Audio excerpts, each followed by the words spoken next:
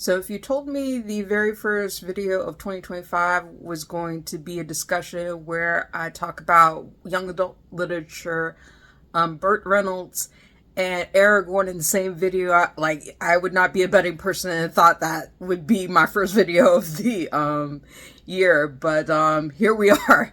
Here we are. Hi everyone, my name is Rose, also known as TA Summers. Welcome or welcome back to my channel.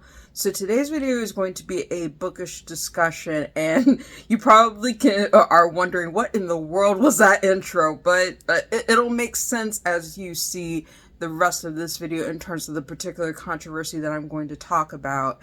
And this was from an incident that happened midway last year in June of 2024. I didn't get a chance to be able to talk about it in a video on my channel back then, but considering this issue has been rent-free in my head for as many months, I really wanted to talk about it because it is a pertinent issue in terms of talking about young adult literature, in terms of making sure that not only authors' projects, soon-to-be authors' projects are respected, but also making sure that your particular audience is centered and the main focus of what you're trying to do in terms of things, especially if you're working in the industry. It'll make sense as I go through this respective video. So without further ado, let's go ahead and begin. I'm not going to dig too deeply into this respective topic in terms of the happenings. I think I am going to link in the description down below the summation that Nathan Bransford, who is a literary agent, referencing this particular incident, because he does a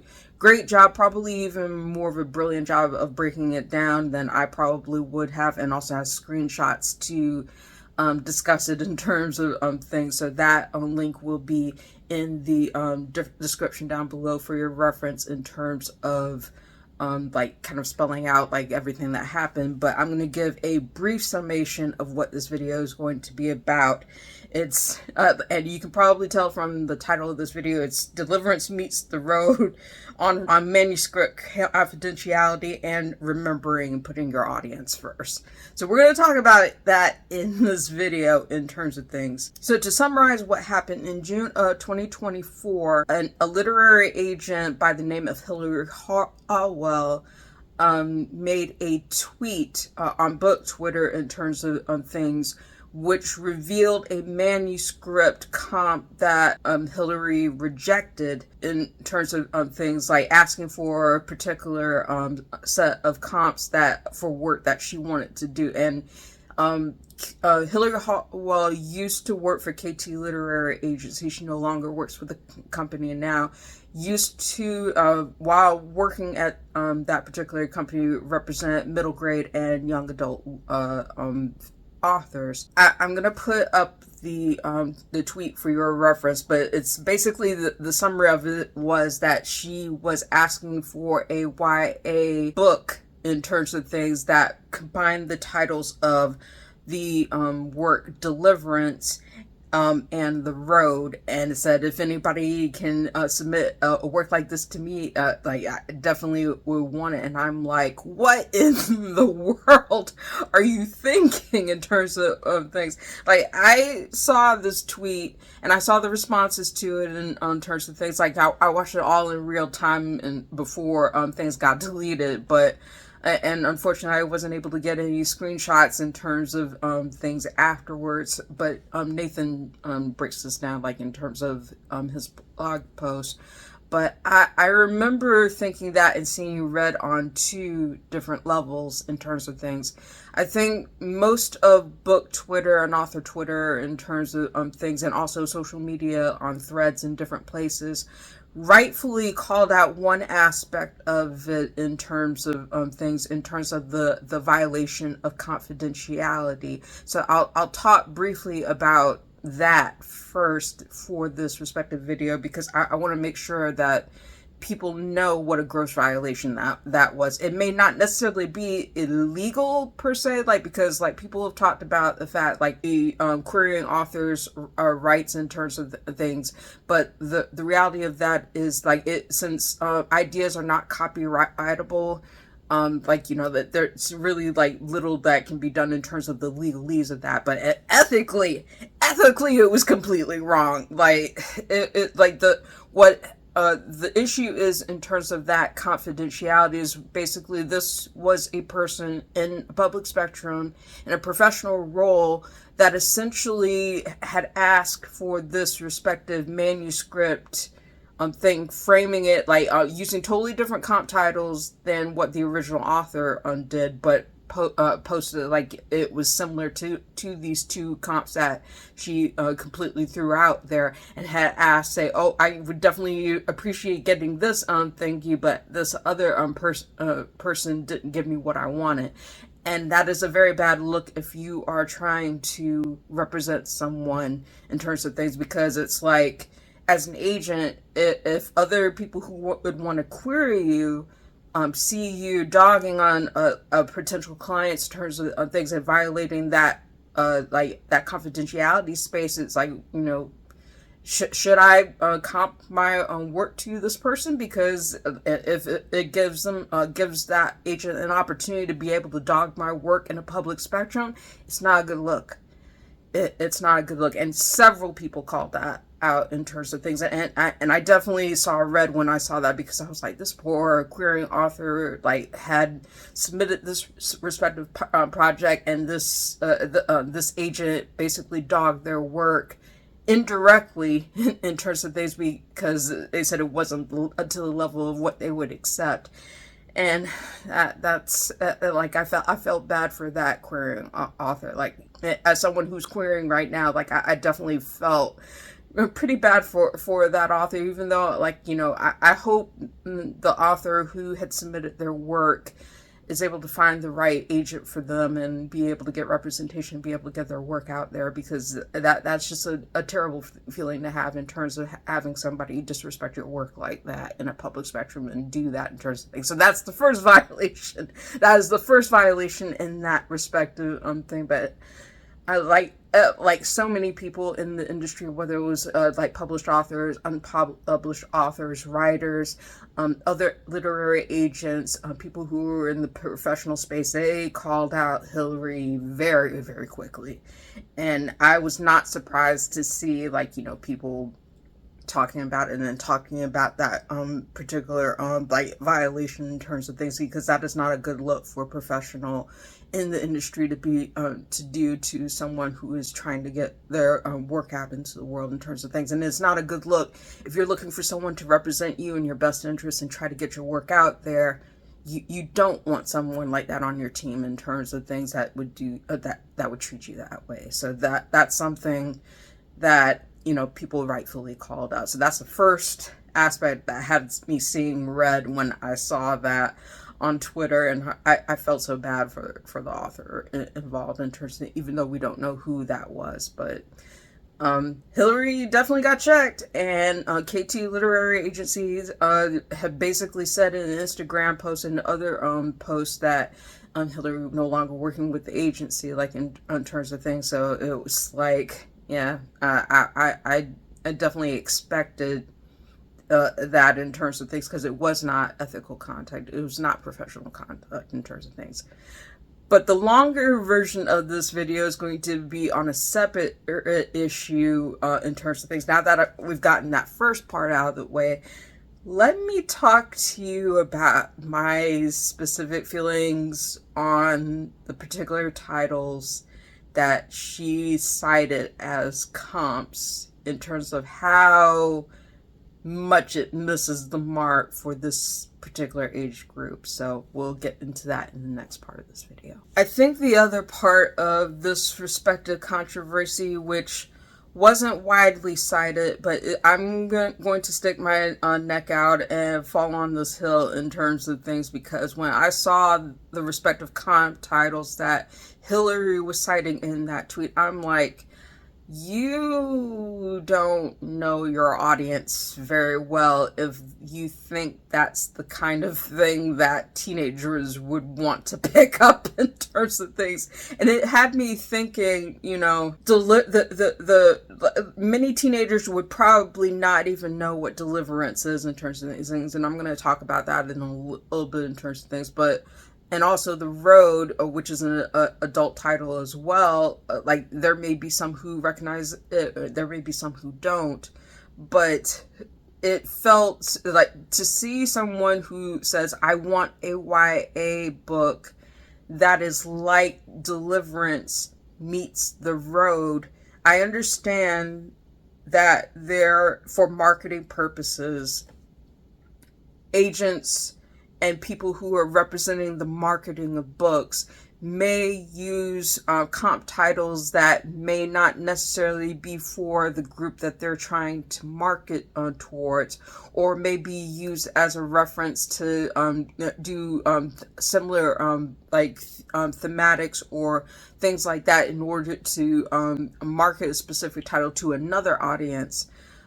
But it felt so egregious that this is reportedly an agent who is representing works for middle grade and YA to use two adult titles of those specific themes and those specific citations to want a comp work like that. And I've tried wrapping my head around what the agent was trying to communicate in terms of the YA type novel that they wanted in terms of things, but I could not I'll talk about a generous interpretation of what possibly might have happened with that. But I saw red when I thought about that, because I was as someone who is familiar both with the works of Deliverance as well as The Road. I have not read The Road to date, but I do know the respective story, and I know of the movie featuring Viggo Mortensen. I think Charlize Theron was in the movie, as well as Cody Smith McPhee, who plays a little boy in that, and then also I think Robert Duvall is on The Road as well, the movie adaptation of The Road. But we'll talk about that in a little bit.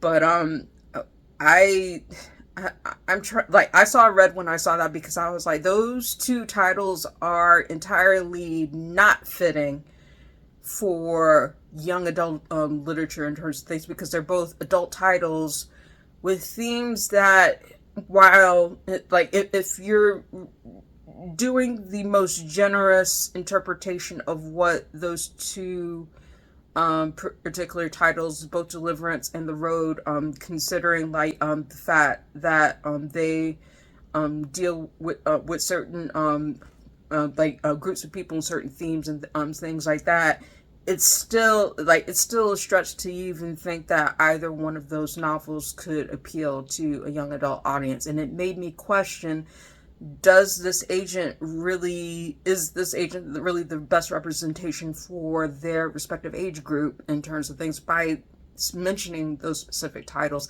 and especially looking deeper into those respective works in terms of what they go into, and what themes they explore, what voices they explore, what other aspects of those novels and works in terms of literary, and both the movie adaptations as well go into in terms of a media perspective. Is this agent really taking into consideration their respective audiences of middle grade and YA when choosing those respective comp titles and asking for a novel that is similar in ilk to those two things? So we're going to talk about that in this video and kind of do a little bit of a deep dive in for that, in terms of why I think both of those titles are definitely not suited for YA. And I'm wondering, what in the world were you thinking? What in the world were you thinking in terms of asking for something like that? So let's get into it. Let's first talk about Deliverance first, because I think that's the one title that stuck out in my mind in terms of not just the order of talking about it in terms of these, but it's it's the one that I when I saw the title mentioned in terms of the comps, in terms of what manuscript she was asking for, that was the one that had me seeing the most red. That was the one that where I was like, what in the world were you thinking in terms of citing this as something that a young adult would want to read? But we'll get into it. Deliverance is, for anyone who does not, I would not expect a lot of teenagers to know what the novel or the movie Deliverance would be, because it has been quite some time since that has been mentioned in terms of, like, you know, public spirit and public like discussions of things. As a personal story, like in terms of, I'll start this with a personal story in terms of things. I did not know much about the movie or the book for Deliverance in terms of things. What I did know is that the very first time that I heard the movie title come up in terms of things was when I was in Blockbuster with my twin sister, my father, and my mom. And you can tell, like, I'm of a certain generation when Blockbuster used to exist in terms of things. But we were browsing for movies, and we were specifically looking at different movies that we could pick up with featuring different actors. And one of those actors was Burt Reynolds, which I'll put a picture of Burt Reynolds up here for your reference in case you don't know who he is.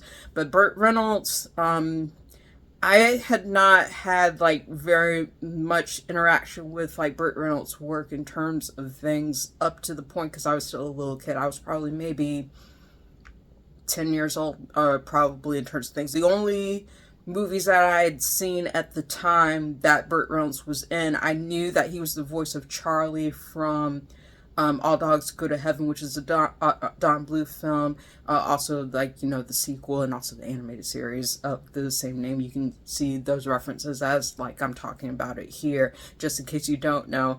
I was thinking about All Dogs Go to Heaven, like, in recent terms, because the actor who played the crocodile in that film and also played Oogie Boogie in the Nightmare Before Christmas had recently passed away this past year, I believe. And I'll put a clip up here for your reference in terms of things, but gonna make a beautiful song, sing along, gonna let that natural beat move your feet when the music's deep down in you. There's nothing that you can do but believe. Oh, believe. There ain't nothing like singing, and our voices just blend. Oh, let's make music together, baby. Lift our voices together, partner. Let's make music forever, baby. And we'll always be friends.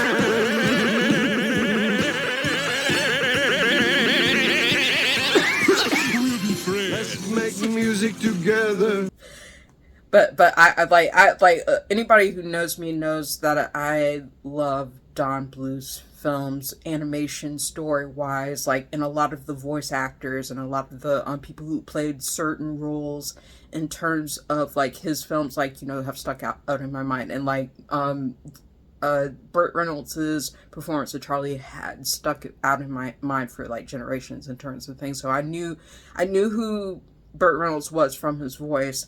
I also knew for the very first film that I saw Burt Reynolds in, like, in terms of, like, you know, live action on things, was a film that I saw probably about 3 times when I was a little kid in terms of things. It was called Cop and a Half, and it has Burt Reynolds playing one of the main roles. He plays a cop, and it has Norman D. Golden III, who plays a little boy in the movie, and you can see the poster of that right here for your reference in terms of things. So I knew him from 2 works as a kid in terms of things. So my parents were like, "Oh, it's like, did you want to see more movies with this actor?" And I was like, "Yeah, I'm cool with that." And so, like, you know, I think we picked up Smokey and the Bandit like during that time.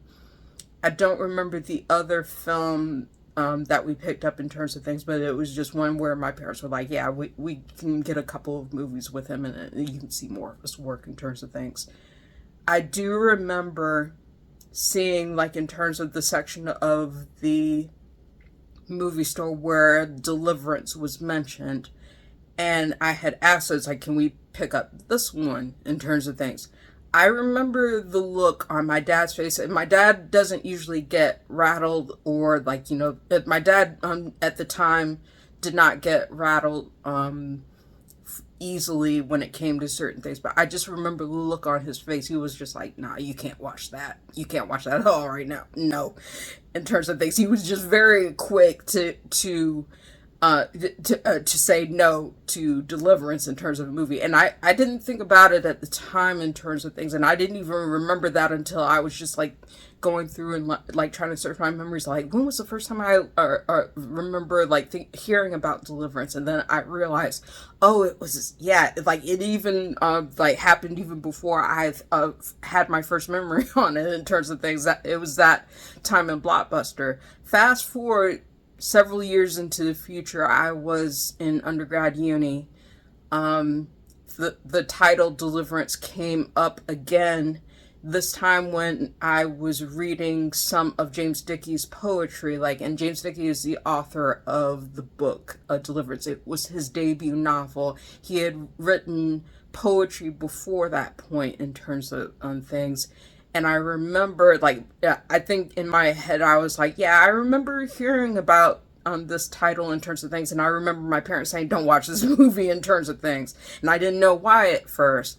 And then, I looked at the description for the book in terms of things. And then I finally asked my parents, I was like, okay, why can't I watch this movie? And then they told me several things about it in terms of what it involved in terms of things. To this day, I have never fully watched from beginning to end the film for Deliverance. You'll kind of understand why when I talk about what it's about and some of the stuff that's in it. And I have not read all of Deliverance in full. I've read excerpts from the book.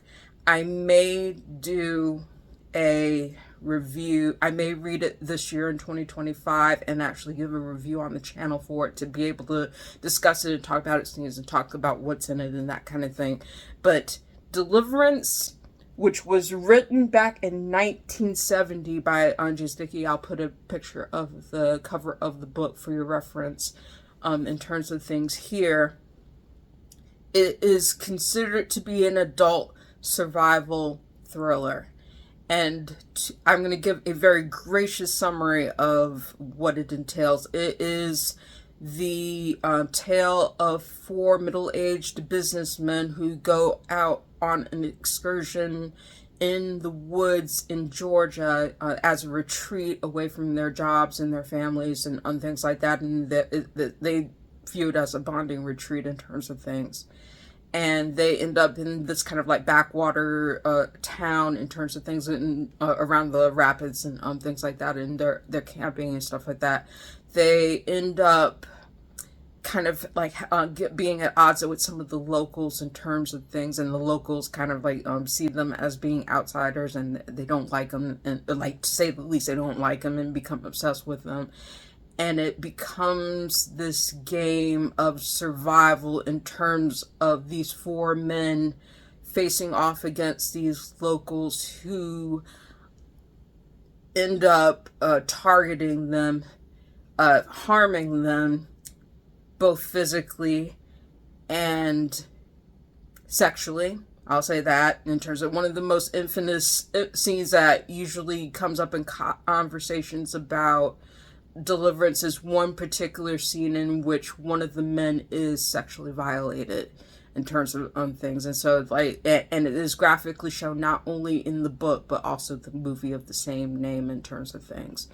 And essentially it becomes a game of survival for these four men. Not all of them survive, and the series of events in terms of things is harrowing in terms of having to survive the men who are attacking them, as well as nature itself in terms of things. And it's definitely a harrowing, and it earns its title as adult suspense thriller in terms of things, if you know the collective story of Deliverance in terms of things. So that is a very gracious summary of what the book is about, as well as the movie in terms of things.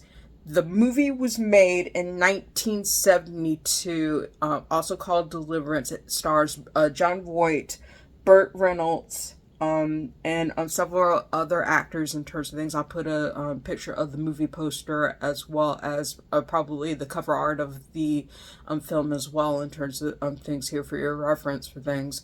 But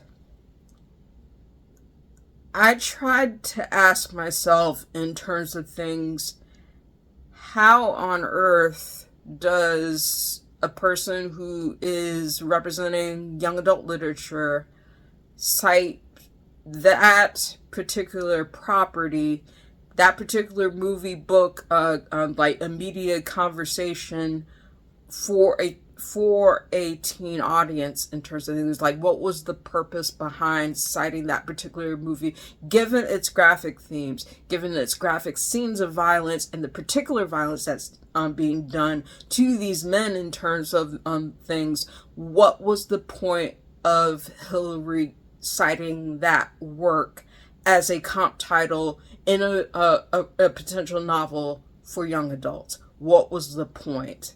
What was the point?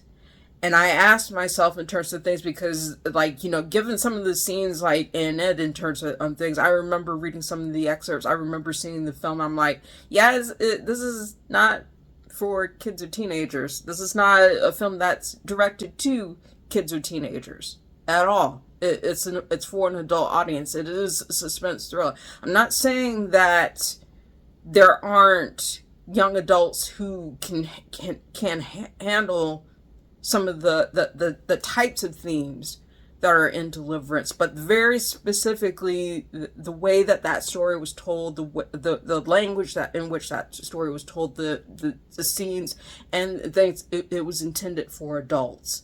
So I ask in terms of things, what was the reason for that citation? I asked that question, and to even push it further, is Hillary really thinking about her audience in terms of things, asking for a comp title like that, potentially, in terms of things? Is your primary audience, in terms of, by citing a work like that, who is the audience you're trying to target, and why that particular comp title? Why was it cited? That I still don't understand.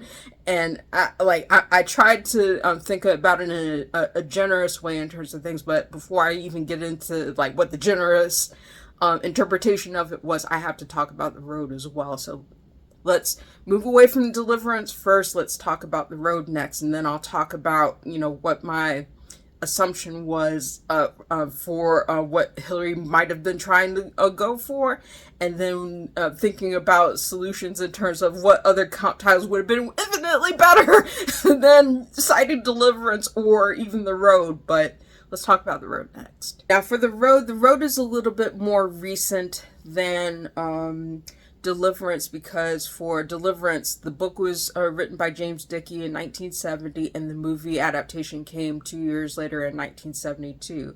For The Road, which is written originally by Cormac McCarthy, that the book was penned back in 2006, and a movie of the same name was made, I believe, 3 years later in 2009, and it stars Viggo Mortensen. I mentioned Aragorn at the beginning of this video in terms of things.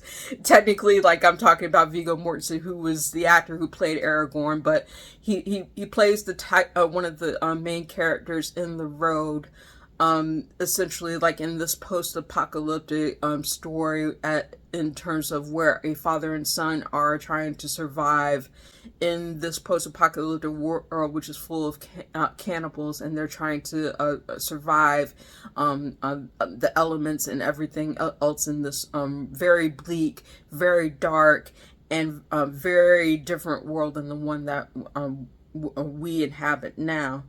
And you essentially follow this father and son as they try to survive in terms of things. The Road is considered to be adult, post-apocalyptic, like survival, as well as a tragedy in terms of things. I'm not going to go into too much about The Road in terms of things. I do plan on reading that eventually, and I will post a review on the channel like once I am able to read it in terms of things.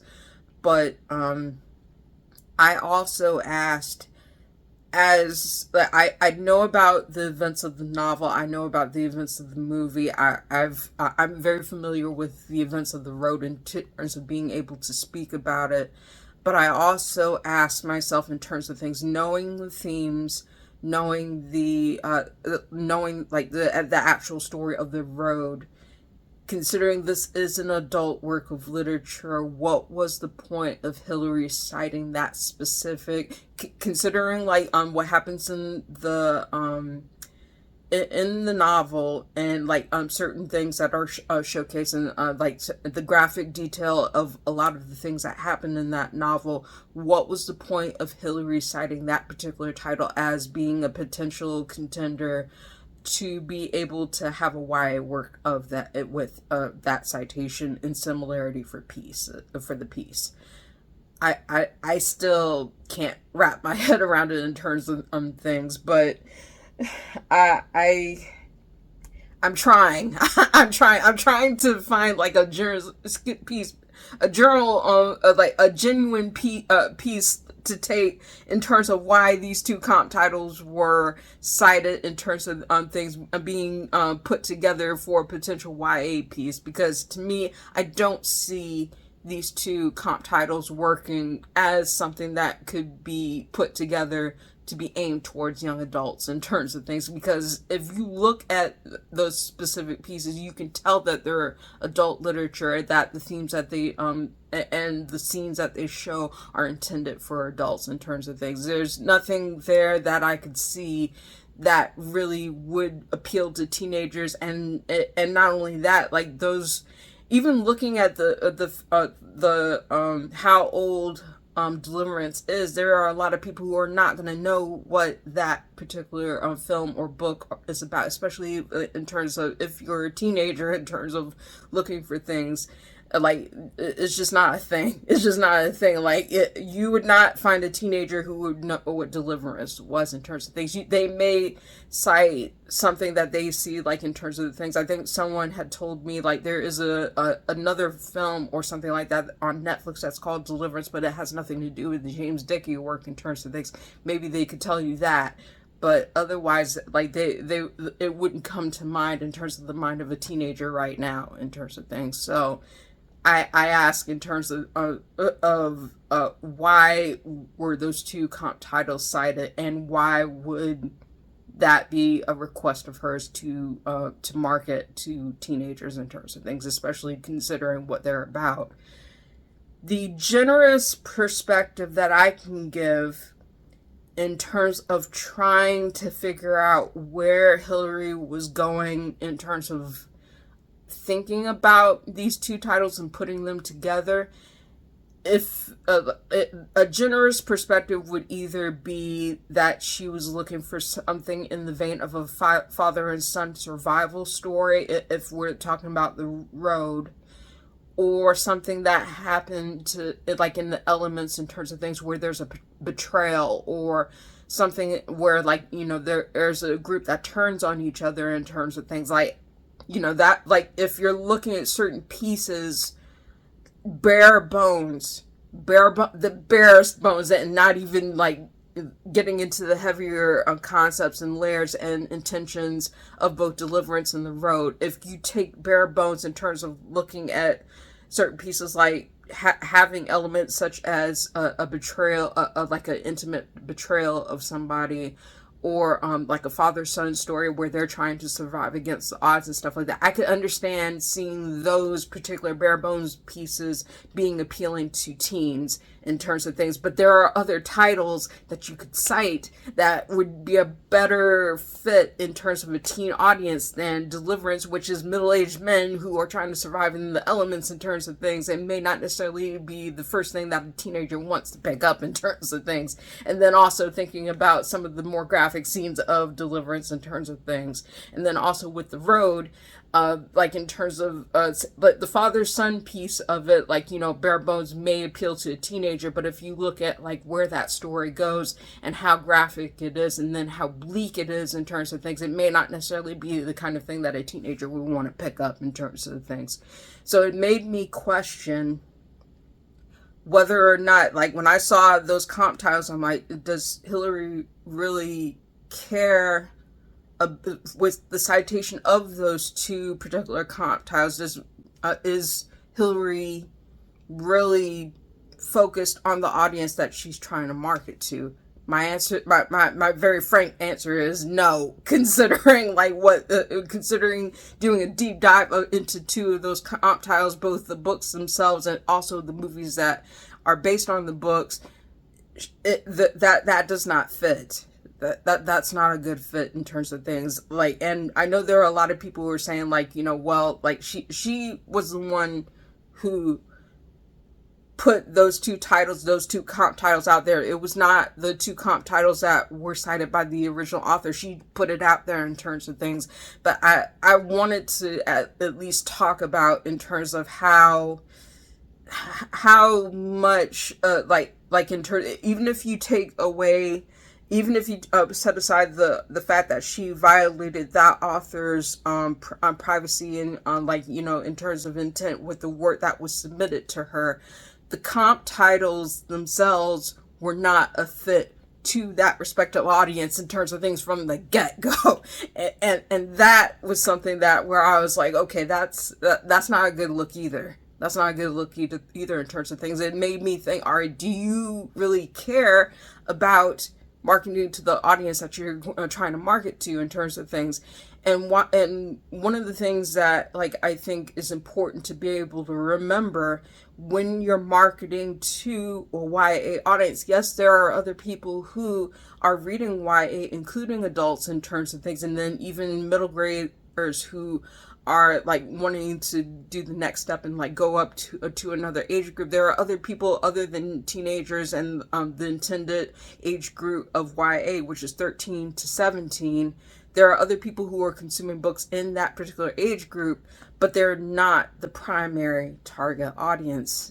And that's something that I think is getting lost in these conversations in terms of things, because it's like YA is for the kids and teens that it is marketed toward. That is the primary audience. That is the audience that you have to put primarily in your mind to be able to market to and appeal to and say this category, this age group this particular category belongs to this age group.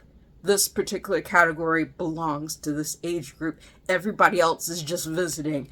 This belongs to this age group. And I think so many industry professionals are forgetting that teens are the target of YA. And that is so important to be able to continue to remember in terms of things, because everybody else who picks up YA who are not in that age range, they are guests. They are not and it is important to remember that they don't have the right to colonize that space, including adults. Adults do not have the right to colonize YA in terms of things. It is not catered to them. It is catered to the kids and teens who are a part of the intended audience for YA. And I think that is very important to keep in the center, in the focus, to be able to market to that group and be able to say that this is who we are trying to write stories for, to represent, to be able to build that generation of readers so that they can be lifelong readers in terms of things. And even as they grow, they can hold on to those stories and be able to see other stories in terms of things, and also be able to see themselves. Mirrors, sliding glass doors, and things like that.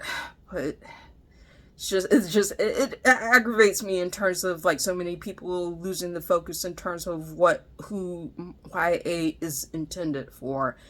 And seeing this particular instance really got under my skin in terms of seeing how just how egregious it is in terms of things. It's like, don't lose the plot on this. Don't lose the plot. Don't lose the intention on this in terms of things.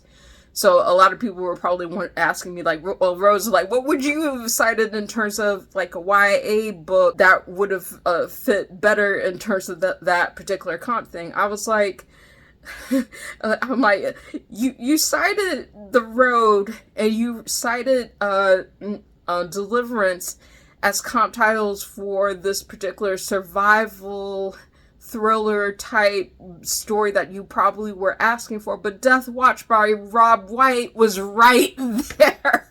And that was one of the things where I was like, it's right there. It was written around the same time as Deliverance, and like I think it won the Mystery Award back in 1972. I was like, that's a book that was written for young adults that you probably could have cited instead of freaking Deliverance. I'm like, why?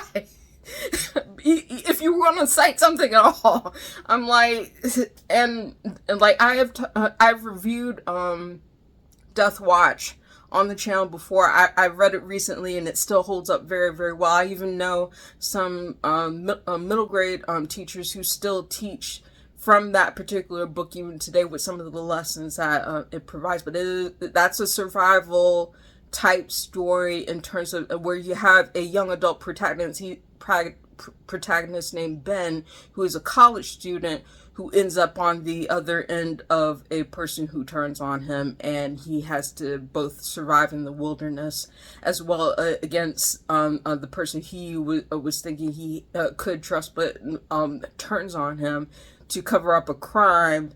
And he has to survive the elements to survive this madman with a gun and basically no food, no water, no clothes, and things. And it's a harrowing experience, and you definitely feel bad for Ben as he's trying to survive like these different things in the particular story for it. But that would have been a way better, even if it is an older title in terms of things, that would have been a better, at least it would have signaled to me that Hillary knew her audience, and which clearly did not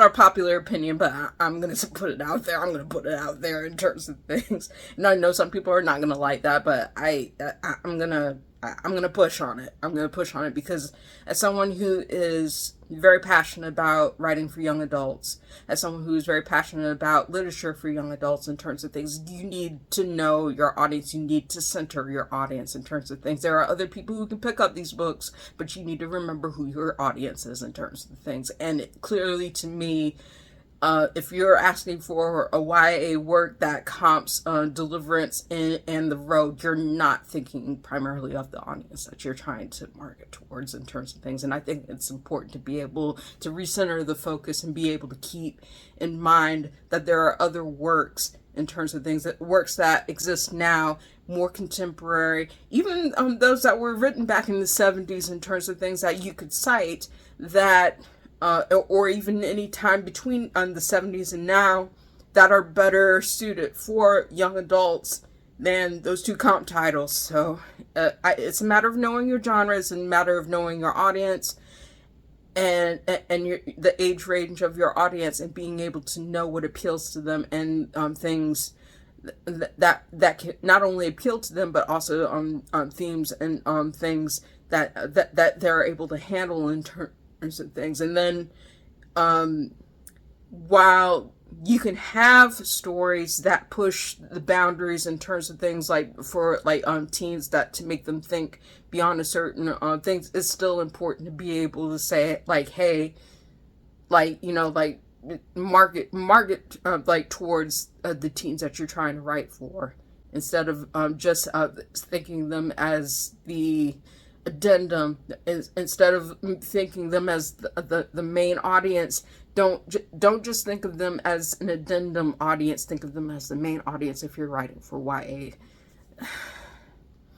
But yeah, we're gonna have this conversation a lot in terms of things, and being able to make sure that teens remain the focus of YA as a collective age group in terms of things. And I'm gonna keep advocating as much as I can in terms of things, because I think that's important. And anybody who has read my reviews, watch my channel, like in terms of things, I am a big advocate of young adult literature, and making sure that, you know, like